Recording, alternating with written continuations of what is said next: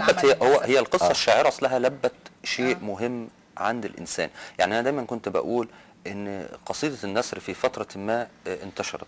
قصيدة النثر مغلة في الذاتية والذاتية الشديدة الخصوصية. يعني مثلا أما الشاعر جرجس الشكري مثلا بيقول: بلا مقابل أسقط أسفل حذائي. بيتكلم على أشياء خاصة جدا. نعم.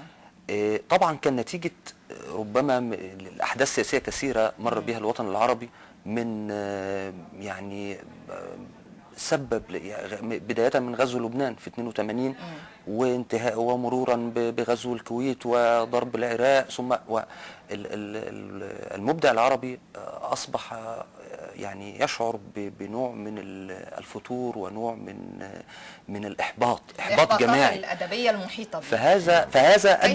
هذا أدى إلى أن المبدع تقوقع داخل نفسه، فأصبح يكتب كتابات ذاتية جدا.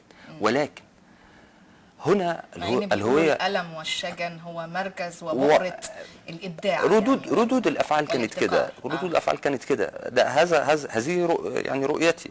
لكن أصبحت أشياء أخرى جديدة. نعم. ولذلك احنا بنقول إن القصة الشاعرة يعني أتت مع كإرهاص للثورات العربية. نعم. أتت يعني هي بتتناول ملف الهوية بطريقة عالية جدا. يكاد يكون العنصر المشترك بين هذه الكتابات يكاد يكون قضية الهوية. الهوية الثقافية والهوية العربية. نعم. الهوية الإنسانية. هي أصل كل شيء هي الهوية الثقافية، لأن لكل مجتمع بذاته من مجتمعاتنا العربية لها من الهوية الثقافية بتشمل في كافة مجالات الحياة. بستأذن حضرتك من خلال منبر شباب في شباب والهوية العربية، في سؤال: أين دور جماعة الدول العربية؟ نفسه يعني؟ ده إن أذنتي. اتفضل. أين دور جماعة الدول العربية من الأجناس الأدبية الجديدة؟ إذا كنا بنتكلم عن الثورات، أين دور جماعة الدول العربية؟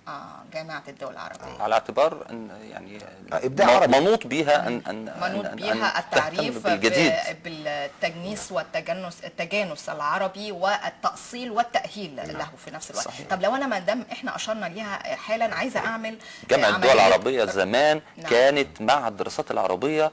انا عندي يعني كان الدكتور محمد مندور الله يرحمه، كان في كميه دراسات ومراكز يعني بحثيه في الاطار، شغل عالي قوي بصراحه. نعم. نعم. طيب